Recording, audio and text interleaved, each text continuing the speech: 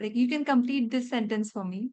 Next Oh, time I find a superstition, and next time I hear of a superstition, dash, dash, dash.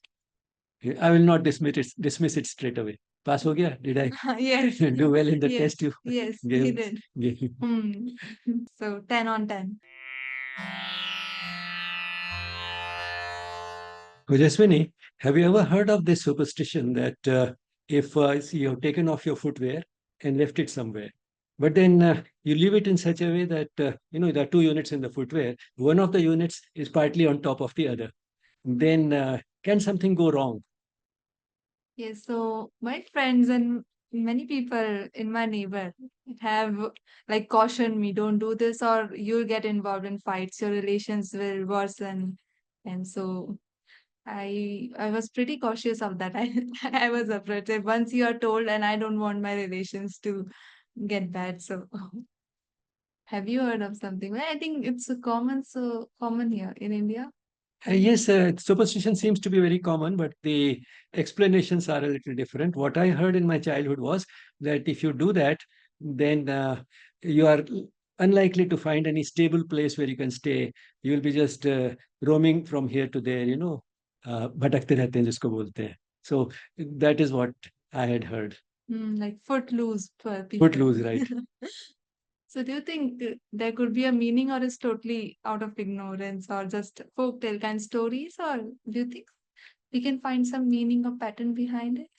At least one thing is sort of common to both your what you have heard and what I have heard, and that is that it is not desirable to leave the footwear like that. If you believe in the superstition, you will not do it. So when you hear it in childhood, you are indirectly being discouraged in a gentle way from leaving your footwear like that. But then I think one can see a deeper meaning to it. Why are we being discouraged? Whether it is because you don't want to pick up fights or whether it is because you want a stable home, but uh, whatever the incentive may be, one can have a deeper look at it and think when is it that we leave the footwear like that? When we do it in a great hurry, we are not conscious of what we are doing and we just leave the footwear and run. That's when it happens. So it is probably to discourage that all your movements should be conscious and your mind should be relaxed. If your movement is conscious and your mind is relaxed when you're doing it, then it's unlikely that you leave your footwear like that. Hmm. Using fear as an instrument. Not really fear, one should say. It's a sort of a very gentle way of inculcating a habit, Yeah. because even a child perhaps knows somewhere that oh, kaise kehte hain, they don't say it, but it will not probably actually Hmm. happen. Hmm. So even a child does not take it too seriously, but all the same, the child does pick up that I'm being discouraged, so maybe I better not do it. Huh? Hmm. Why invite this type of a comment? Hmm. And I think this kind of thing, if associated with something, it make it more easy to be reminded. Like once you see a footwear and you got reminded, oh, something can happen, whether you believe it or not. But that reminds you. And then there is this one another key. If you are getting hiccups, anyone around you will tell you, ki, oh, someone is remembering you from far away. Yes, I also heard of that. And my childhood, my mother used to say that it means that your uncle is remembering you. Uncle means her brother, Mamaji. Yeah? He's Okay. remembering you. But anyway, somebody is remembering you.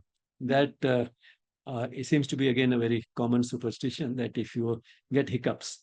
Now, uh, in medical terms or in scientific terms, we say that that's just a way of distracting the attention, because hiccups have a way of repeating themselves.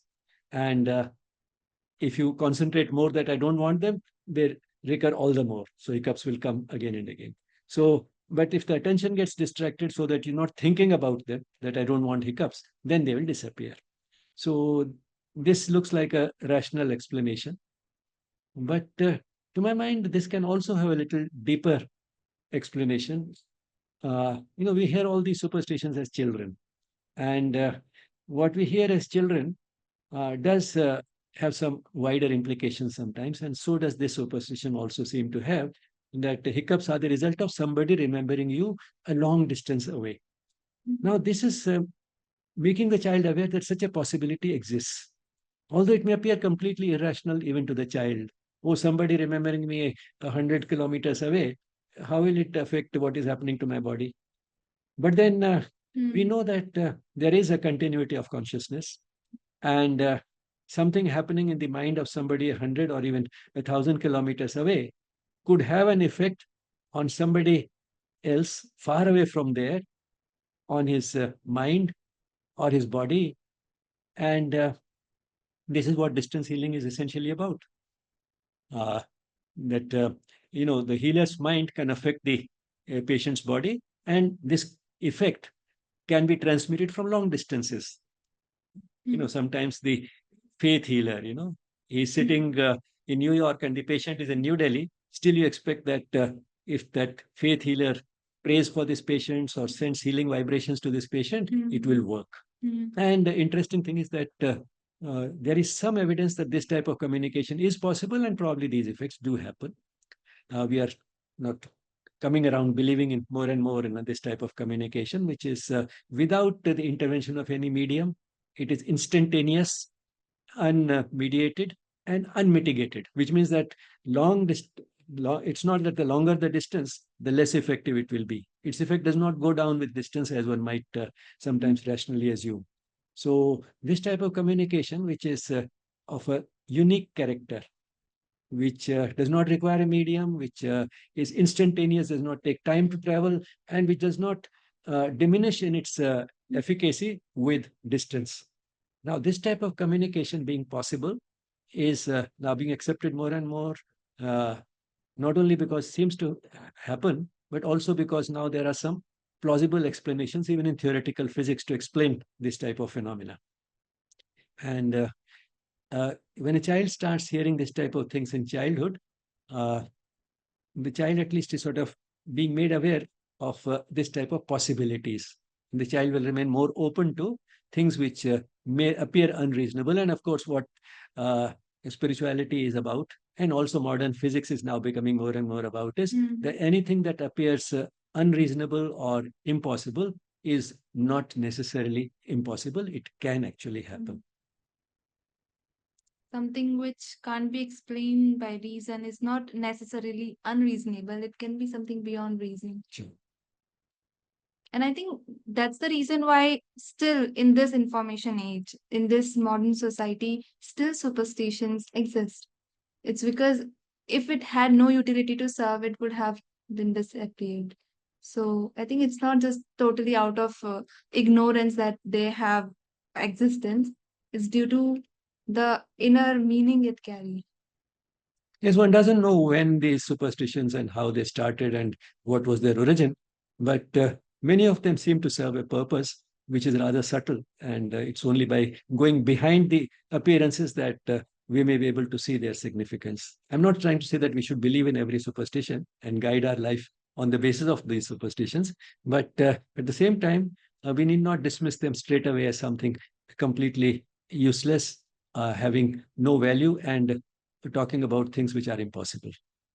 And I think one of the function, it can be called a social function, is unity. Like you have grown here in Delhi, and 80 years before me, you have heard same superstition which I have heard. Like I think that bring a sense of unity among us, sense of integrity. So it's a community thing, like rituals and festivals we share. It's part of the culture. Sure. I mean, this is also a part of our culture, and culture is essentially shared past. And as Indians, and to some extent as human beings, we have so much of a shared past that perhaps some of these superstitions also exist not only in India, but with small variations probably exist in the rest of the world too. Mm. And because every culture has its superstition, so do you think there's some psychological basis, like human tendency? Maybe it's a human tendency to seek patterns and like meaning beyond which is apparent, something Absolutely. deeper. So maybe that's the reason. Absolutely. I mean, that seems to be the uh, basis or the foundation why they have developed all over the world. The superstitions may differ, but superstition as a phenomenon is universal.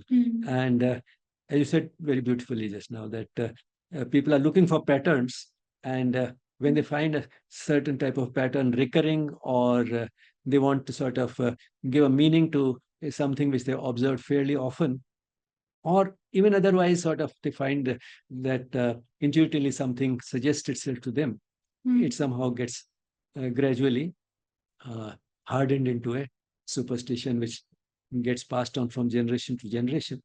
And probably it's both their apparently implausible character and the fascination that they one can develop, that you can talk about something interesting and not necessarily take it seriously. I think that has a certain comic character to it which appeals to all of us. So we can end this conversation. Like you can complete this sentence for me. Next Oh, time I find a superstition, and next time I hear of a superstition, dash dash dash. I will not dismiss it straight away. Pass ho gaya? Did I Yes. do well in the Yes. test you Yes. He gave? did. gave? Hmm. So 10 on 10. Thank you, Jaswini.